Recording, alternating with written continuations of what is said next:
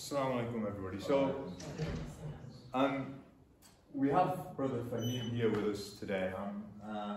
He's a dear friend of mine, but also somebody that has been supplying me high quality chicken and more recently lamb for now, 5 years since I moved to the Bay Area from the UK. He's over 2 decades a veteran in this industry of raising animals ethically, rotating animals throughout pastures. He's going to talk about his advocacy in this area, how he came into this industry. He'll give you a little blurb at the end. Today really the idea was to educate our community. And inshallah, he's MCC East Bay tomorrow, inshallah MCA on Sunday. And also to see if others want to partake in joining a meat club, essentially to place orders with Brother Fahim. That's not his idea, that's my idea, because I really believe in the quality of his product, and I think that it's made a fundamental difference in what we eat at home and how we eat at home. I think it's a really important topic for us as Muslims. If you heard his khutbah earlier on today about rahmah and how, the mercy to ourselves, to our own health, through the food that we eat, the environment around us, it starts there, right? You're merciful to yourself, and then be merciful to others, of course, as well. So he's going to talk about ethical versus conventional methods in the meat and dairy industry in particular, and he's going to share some of this wisdom with us today, inshallah. Bismillahirrahmanirrahim. Alhamdulillah wassalatu wassalamu ala rasulillah. رب اشرح لي صدري ويسر لي أمري واحلل عقدة من لساني يفقهوا قولي. I ask Allah subhanahu wa ta'ala to make me able to share my thoughts and my experience with you, and hopefully in a positive way. I do not intend from this presentation to offend anybody or say anything, make people feel in any way, shape or form that, oh, we feel bad now because of this. Alhamdulillah, we are just sharing knowledge, and Allah subhanahu wa ta'ala is the one who is going to make the changes. Like sometimes you hear the khutbah, you hear some speech for many times, but it does not work until Allah destined for you is going to work this day. And it could be by someone who's not that knowledgeable, right? And I remember when I first started the business, like Blossompure many years ago, I was very frustrated. And I was talking to a sister who happened to be a medical doctor. And I said, how come our community, they don't realize the difference between the good and not so good? And she said, Brother Fahim, you cannot wish for people something they wouldn't want it for themselves. You can't force it on people. I said, you know what? Point taken, I'll slow down. I'll give them the benefit of the doubt. Just like when you do da'wah for the deen. You keep telling sometimes your family member, your children, we need to pray, we need to do this. They don't do it until the time comes. And before you know it, they start praying on time and doing everything. So, been working in this industry for over 20 years, now 22 years in April, inshallah. What draw me toward this? I used to be supplying medical supplies to hospitals. Then I moved into working in vitamins and supplements, selling in the health food stores. I realized both industries are really not addressing the real issue. How can people have a better health? Because sometimes supplement is great, but when you are eating unhealthy food and having unhealthy diet, supplement is only like to help. They call it supplement, it's not essential, right? I know there are certain vitamins, you cannot really get enough of them of food, but yet that's only the vitamins. But when you talk about other minerals and about other, magnesium, it's found in food. So when I started this 22 years ago, people always called it, oh, this is a scam, too expensive. What for? It shouldn't be. It doesn't make any difference than eating regular food. So the time kept rolling until about maybe 15 years ago, one of our high official, as here state governor, She actually bigger than that. She was representing the Queen in Canada. She had in her backyard an organic farm. She wouldn't eat outside. And then I came across one of the famous news anchor, very famous. Also, he doesn't eat anything but organic. And his wife bought from me organic multiple times. So nowadays, nobody can claim eating ethical food or organic is the same as eating conventional. Because we are witnessing so much diseases and health issues. Can we ask questions, or are you gonna? I'm sorry? Can we ask questions, or? Yeah, sure. But is ethical the same as organic? So organic, the word organic, initially when it came, it was really, it meant raising the animal the proper way, the way intended for them, to be outdoor, to be free, not to be cramped in a barn. Later on, as the demand increased, as the organic regulation in some countries got loosened a little bit, they allowed you to raise like maybe 20 or 40,000 birds in one barn, okay?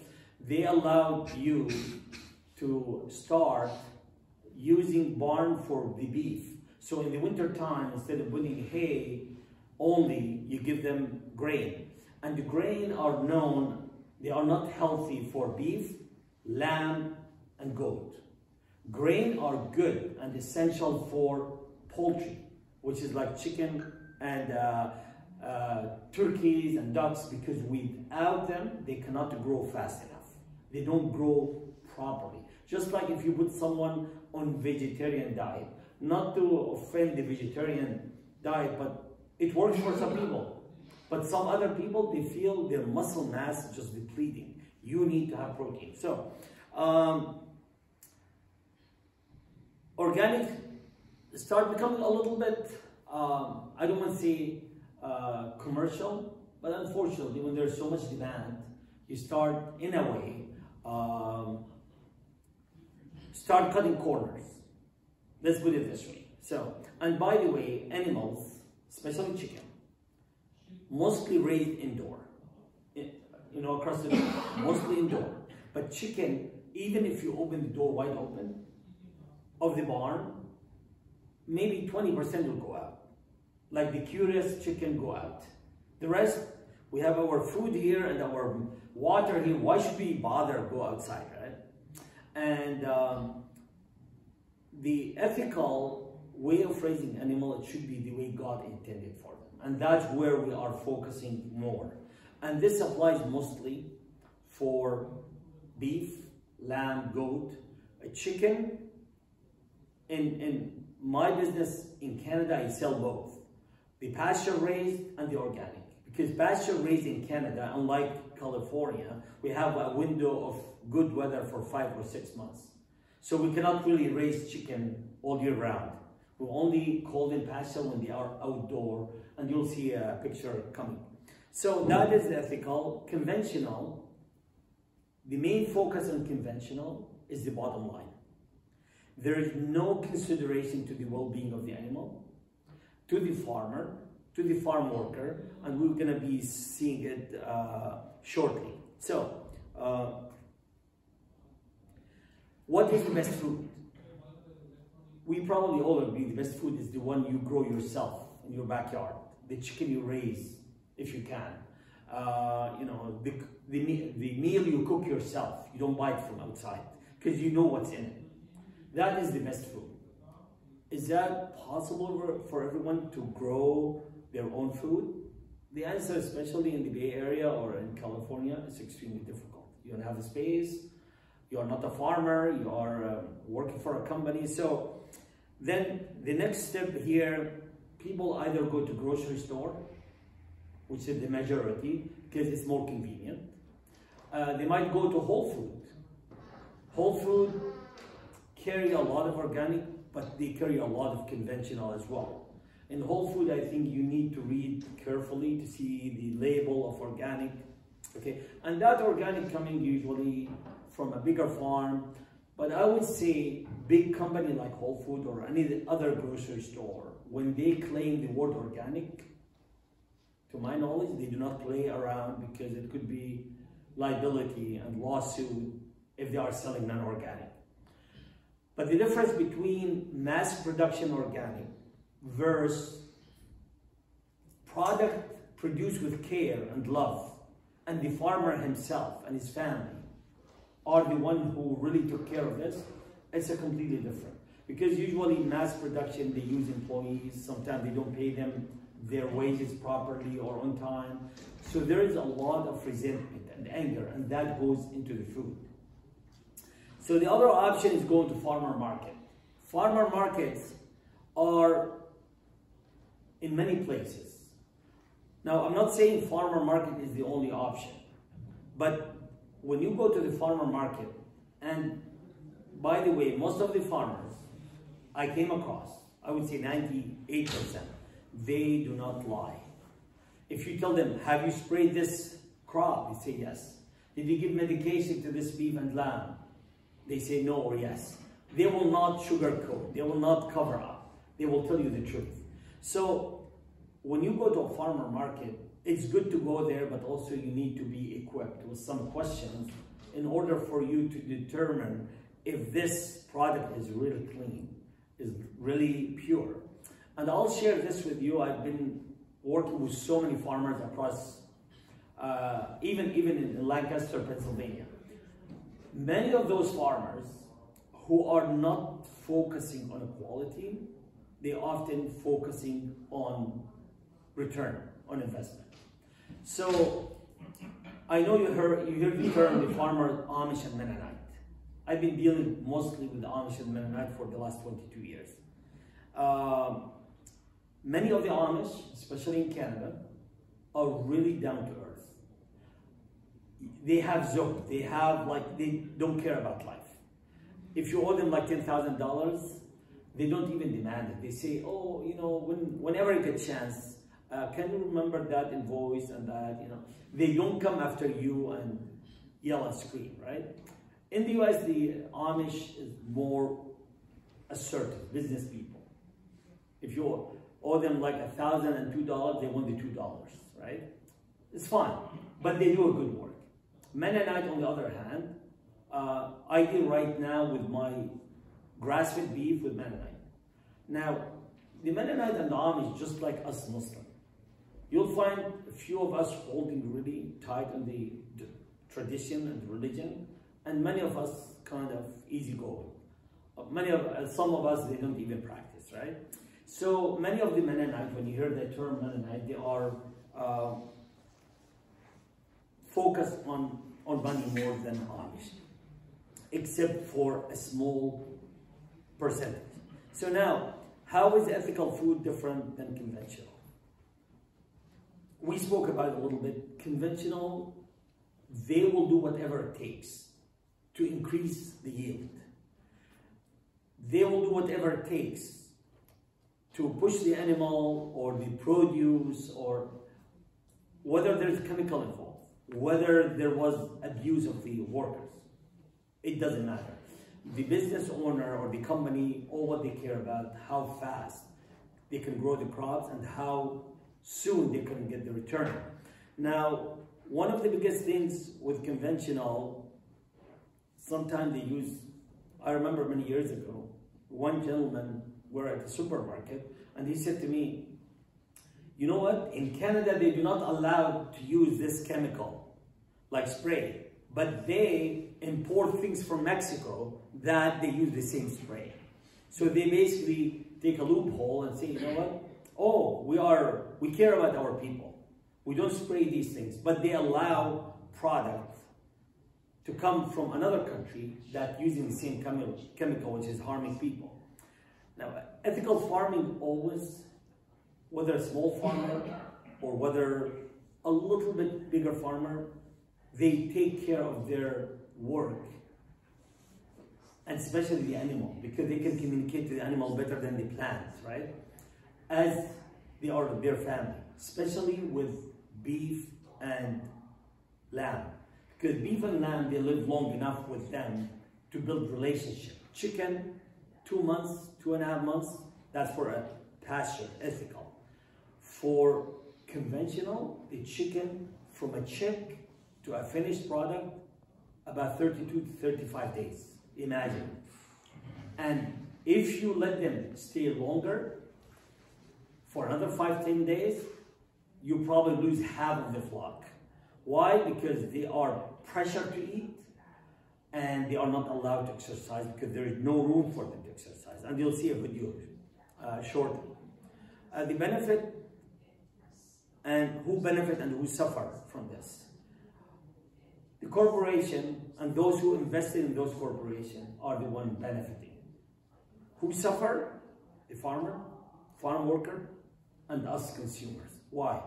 Because when the animals or when the plant been poisoned with chemical, or the animal been stressed, and imagine if somebody put you in a castle and said, you eat the best food, but you are not allowed to leave, or call your family, or do this. The stress level, the cortisol being produced, you might die from the stress, not from not having good food. So when we are consuming product like this, guess what? We are inheriting all those stressor and pain and chemical in the animal or the plant we are eating. And that's why the rise in medical and health issues is astounding. Like I remember one of the reports from the World Health Organization, the autism after they start using the herbicide, which is what they use for the GMO product.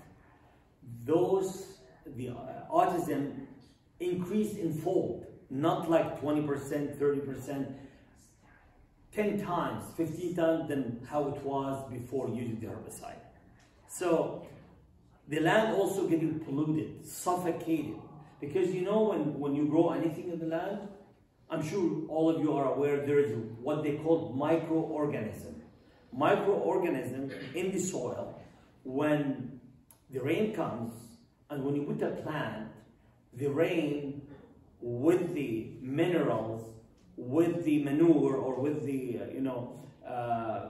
things like to fertilize the land, those microorganisms are living creation. So they break down all these together and make it into soluble and allow the plant to take it as a food, a finished product. When we put chemical, we are killing all of these. Just like when we ingest the chemical, eventually either we'll get very sick or we will die. So those small microorganisms, when you spray chemical year after year, they are dead. And one of the signs that you can tell which land has been suffocated with chemical and which land is not, because also not only the microorganism, there is a worms that actually make a network under the ground to allow for the soil to breathe, to have air moving. So when you are using chemical, those, they die. So to tell if you see the rain, after the rain, that the water is still above the ground, it's not going through, that's mean the soil becomes like concrete. No more earthworms, no more microorganism, it's basically dead soil.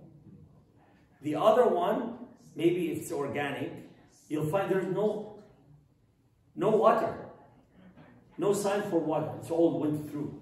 Why? Because there's still activity. There's a lot of, areas where the worms comes in and out, okay? And the microorganism basically sucking the water and making it into a ready food for the plant. Now, how do they still use the same soil, which is the dead soil? They use it because they add chemical fertilizer that the plant will feed on.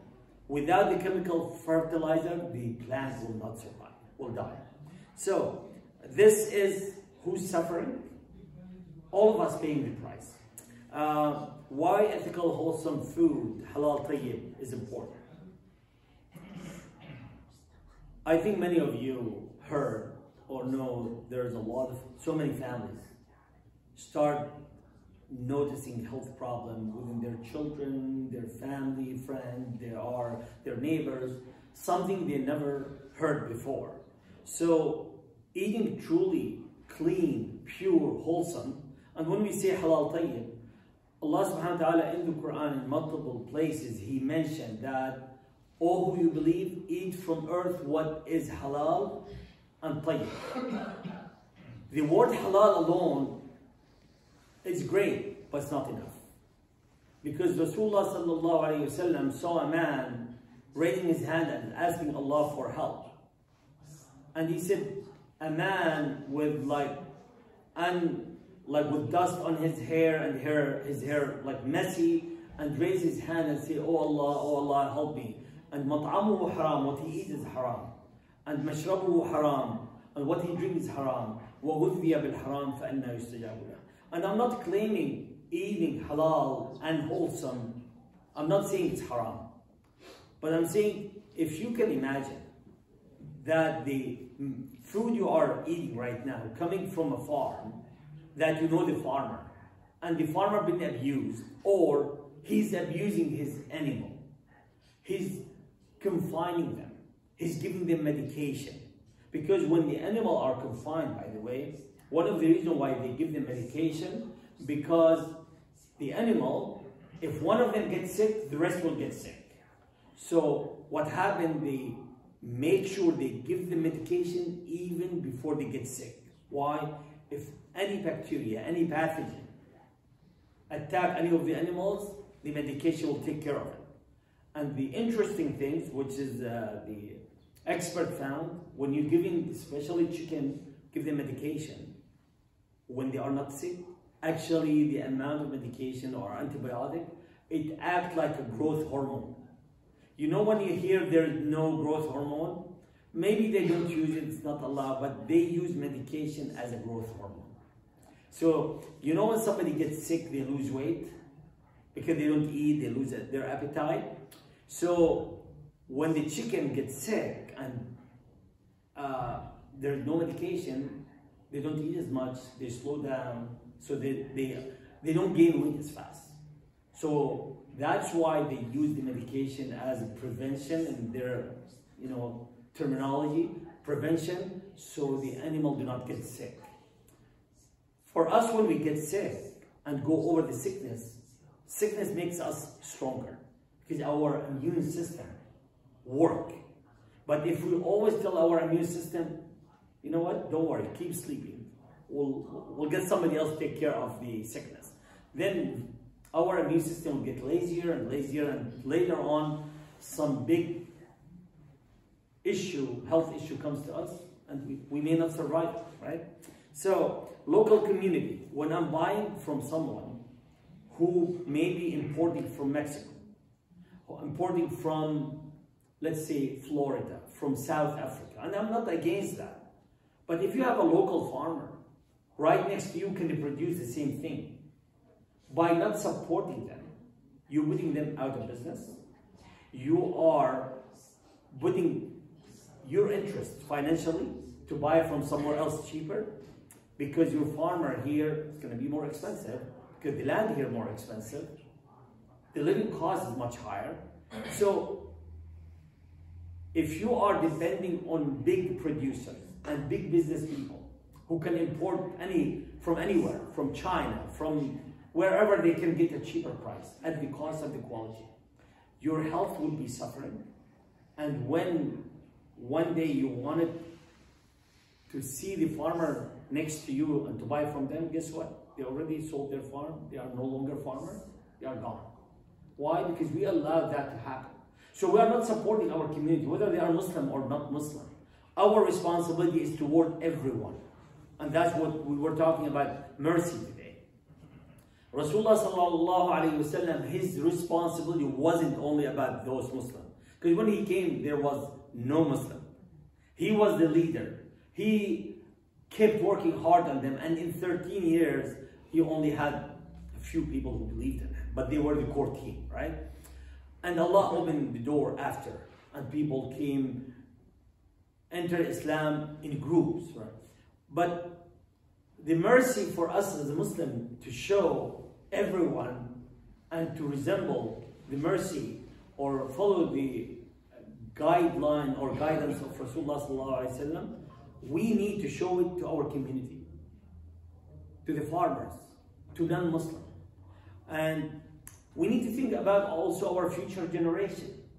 We might be okay right now, but guess what? Many of the children right now developing or having some health issues, the parent never had it. Definitely one of the reasons is the food, the lifestyle we are living is contributing to this. So, why ethical, wholesome food? It's expensive. I'm just going to give you an example. Imagine this mosque here, the area here. If you are raising non-ethical chicken, imagine this is a grass. There is no roof. Non-ethical chicken, you can put like 200, 300 chicken, or maybe 500. But ethical, you put only 50. Why? You want to allow them to move around, to run, to play, right? Imagine if this is covered up, you put it conventional. 500 chicken. But the same area outside on the grass, you put it only 50. Or maybe maximum 100. Imagine the freedom they have, the happiness, the fresh air, the sunshine, the earthworm they are eating. This is their natural habitat. Okay, so that's why when you allocate this piece of land for 50 chicken versus 500, so it costs, I'm not going to say it costs 10 times more, but it costs at least twice, if not 3 times. Now, the other thing you need to think about, because of the medication, the conventional, they grow much faster. And imagine if you're raising a conventional chicken, in about 35 days max, they are ready to slaughter. Where the one you allocated, the big piece of land, they need minimum 50 days to 60 days. When you count all this and do the calculation, it's costing you quite a bit. It's a space allocated for them, and also the type of food you feed them. The grain, the organics, almost double or triple the price of the conventional. And imagine if you are a farmer, you took care of this conventional for 5 weeks, it's gone. But you're taking care of a smaller amount for 10 weeks. It costs more. Just listen, anything in life, anything quality, it comes with a higher cost. Material things, we notice it. Our challenges is, when it comes to food, we don't see the difference. Actually, many people notice the difference. Why? Because when they eat organic or eat ethical, they feel they have a lot of energy. They don't need to eat as much. And I remember one testimony from a sister, mashallah, may Allah bless her.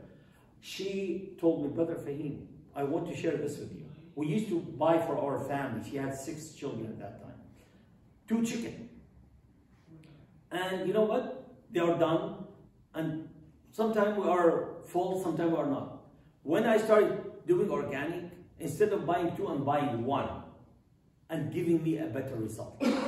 So when you are buying food that's full of nutrient, because the animal lived good life, fed good food, the farmer cared, because we believe in the positive energy and negative energy. If somebody is raising something and losing and say, may God not bless those people who eat it because it's so angry, right? Versus someone say, I'm so happy, I did my best. And you know, the energy they put in their work, it work amazing. Now we talked about farmer also, yeah. Just a time check, really. Yeah, farmer paid fair prices, and then with farming we spoke about the yield. Like if a chicken gets sick, for example, it's removed. When you deal with small flock, losing, for example, 5 chicken, that's almost 10%, right? But what's left from this flock are the healthiest, the strongest, no medication. So imagine if you have like people working for you and you have someone healthy, athletic, doesn't need maintenance, low maintenance, That would be the best person to have, right? And those chicken and beef you are eating that they've never been medicated, they are the happiest and the healthiest. Now I want to show you a comparison between conventional and ethically raised.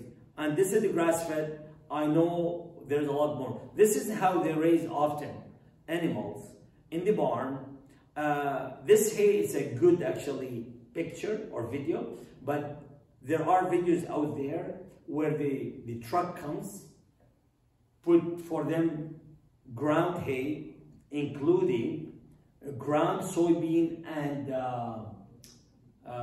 corn, which is mostly worldwide genetically modified. And then on top of that, they have in the mix medication and animal byproduct. What is animal byproduct? This comes from slaughterhouses when they slaughter the animal, including beef, lamb, chicken, and pork. Whatever left in the slaughterhouse, they send it to a rendering place where they make it into fertilizers and for protein feed for the animal, and they mix it. And that's why the cases of mad cow disease start appearing, right? So these are the one, don't go outside, especially when they are 9 months old, or even most of their life they are inside. So now we go to this one. This is a video. Usually we rotate them every about 2 days. We would open new strip. When you look at where they were before, see, but there's still some grass, but what's left doesn't have nutrient. And the animal, amazingly enough, Allah gave them that fitra. They know better what is good for them and what's not. So you can see when we try to open new strip, they are making the sound. They just want to go to the new meal, right? And look how much space. Like this one here, let me see. Look how much space for only that few animals, right? So that is the grass-fed and the grass-finished. And I wanted to emphasize those animals, when they are fed grain, the omega-6, which is cause inflammation in the body, goes up. Grass-fed and the grass-finished has the best ratio between omega-3 to omega-6. Our body needs omega-3, not omega-6. So when you are eating regular one, especially the one with a lot of fat, the fat attracts all the what they call the toxins in the body. When you hear about prime steaks, wagyu, and all those fancy names, and you pay like maybe $100 a pound for certain meat, you are basically buying illness, because those animals, if they are confined and not 100% grass-fed, they will have a lot of omega-6 in the fat, and that's where the omega is available. Try to avoid eating any meat, including chicken, the skin, any fat, because most of the toxin, unless it's organic, unless it's 100% grass-fed, I would stay away from the fat. I would reduce my consumption regardless, because the more you eat, the more harm you cause yourself. And this is for the chicken. This barn here, I'm gonna play the video, and if you can notice what this lady is doing, what she's carrying dead chicken. Why? Because when you have that many chicken, the weak chicken, if they fall on the ground, the other chicken will step on them. And look, there is hardly any space to move. And that is most of the chicken you see in the grocery store. You see even sometime in a halal meat store, because halal meat store, they buy from a big halal operation, which is conventional but halal. And you may be aware or not aware, there are halal operations, they don't do zabiha, right? And there are halal operations, they do zabiha in Canada, I'm not aware here, but they do 30,000 birds a day. But their chicken, no different than the rest. It's conventional. It's suffered all their life just like any other chicken. The only difference, somebody said Bismillah, Allahu Akbar. Is that good? It's better than not zabiha, but that's not the best. Rasulullah wouldn't really, I think, wouldn't approve it, because you subjugating those animals to torture all their life, to confinement, and then Bismillah, Allahu Akbar, it's a blessing, but there's no promise that all the bad energy or bad things is gone.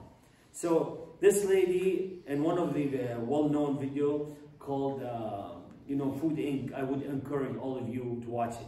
Now this is from my Amish farmer who raised about 3,000 chicken a year for me. I came to the farm, I called them out, they just followed me like a chicken whisperer. I think we should go back a little bit. I'm in the middle of them, they are happy, they are on the grass.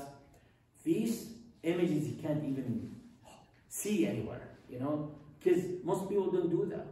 And by the way, the farmer raised the animal for me the way I tell them. Farmers wanted a business person, a person who buys from them, that they can trust, and they can trust he will pay them. And that's all what they want. You want me to raise it this way, that way, I'll do whatever. But this farmer particularly, I've known them for 20 years now, and they are certified organic dairy farmer. And this is the layers. Most of the white chicken you see, white eggs, and even some brown eggs, actually the chicken are confined all their life. When they start laying eggs, they don't see the outside. They are in cages. Okay, this is less work for the farmer or the corporation rather, because really those farmers are not farmers. They have employees, and the eggs will come cleaner. There is no straws or other things. And look at those happy chicken. This is the eggs I sell in my business, coming from multiple small farms. It's like the old-fashioned way. The Amish in Pennsylvania, they do similar thing, okay? And I think really if you wanted something to nourish you, you really need to think about this. Before you buy anything or eat anything, you want to know where it's coming from. So the white eggs are not natural? The eggs, as I showed you here, you see how they are confined? Just like we were speaking about the animal. When the animal confined, they produce negative chemical, cortisol, which is going to be part of the eggs you are eating. And the feed for the chicken, I'm glad you asked this question because I need to stress that. The feed of the chicken is one of the most horrible. And my experience and my knowledge about chicken, I would say the second worst meat after pigs is the chicken. Chicken are dirty eater. Put them on top of anything, they'll eat it. Right? That's why in Islam we try to keep our chicken in a good, clean area. Otherwise we have to quarantine them for a while. Lamb, beef, and goat, usually they are more selective. You look at them, why do they not eat all that grass? Because that grass is not good for them. Unless you force it on them. Unless there is no other food, then they will eat the bad grass. Chicken, they will eat anything, and that goes in the eggs. And when they are confined like this, if you notice, the stress is in the eggs. That's why, alhamdulillah, whenever I travel, I do not eat chicken. I don't eat any meat. But if I allowed myself to eat meat, I eat fish. I eat canned food rather than eating hot meal. But chicken, to me, I just treat it, I don't want to be like too extreme about it, but for myself, because I know enough, I just don't touch chicken. It's not organic. Sorry, can you clarify what makes the eggs white? White? Yeah. What is it? Is there... You mean the shell? Yeah. It's just the breed. Like the older breed, the brown one here, as you see, mostly they come in a brown color. Some chicken could be black, could be brown, and they come into The color of the eggs. The color of the eggs, not the chicken. No, I'm talking about the eggs. I'm talking about the breed. The breed they developed a breed that produces white shell eggs. And by the way, the white shell eggs, they can see it when they put it through the, what they call it, the grading station. They can see if there is any blood clot, which could be the chicken fertilized or the egg fertilized. Now, organic people don't care about it.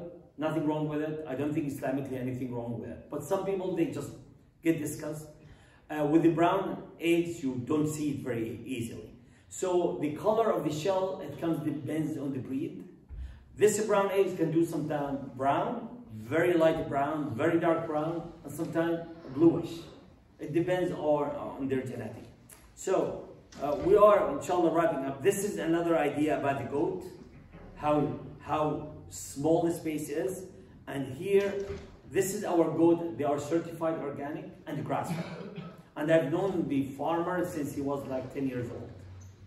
And his father is my lamb farmer, which is coming here. Okay, they look like deer. They are one of the nicest goat you can ever see. And then you go to the next one. This is how conventional farming for the lamb, they keep them inside, they breed them artificially. And this is the other son, he's much older now. And this is taken about probably 15 years ago. This farmer, German farmer, I've been dealing with for over now 20 years. And he's one of the closest farmer to me. So, like dairy, it goes similar to this. When you confine the animal, there is stressor. There's more detail about dairy. We might not be able to cover it right now, but I do strongly encourage all of you not to drink any dairy unless it's organic. Because with dairy, they use still medication, antibiotic.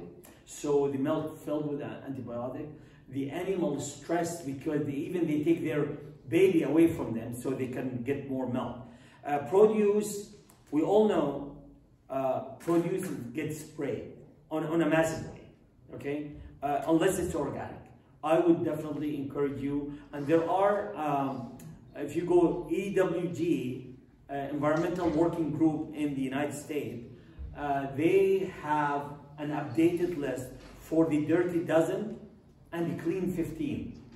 The Dirty Dozen, if you see them in the supermarket, unless they are organic, do not touch them. And I'll give you an example: strawberry, blueberry now. You have the many apples and you have the pepper. And you know why these things become Dirty Dozen? As soon as the corporation starts seeing a demand on these products, they start producing them in mass quantity and use chemicals. Blackberry or blueberry was one of the antioxidants. And because there is so much demand for the antioxidant, now it starts becoming widely sprayed. And that's why if it's not organic, I would stay away from them. I would encourage you to check that EWA, Environmental Working Group, and they have a list, it's updated, okay? Especially about produce. And finally, I'm coming toward, this is the deli meat. Deli meat is one of the most products you should stay away from unless if you know the ingredient. Alhamdulillah, we are blessed. I've been dealing with a German producer for almost 21 years. I dictate the ingredient.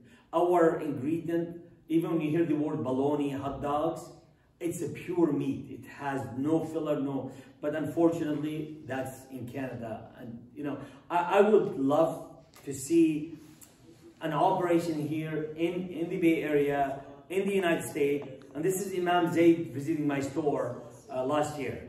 So, and Imam Zaid, our relationship goes back about 10 years. He's been to my house multiple times because, alhamdulillah, he appreciates when he get access to a real organic pasture, you know, alhamdulillah.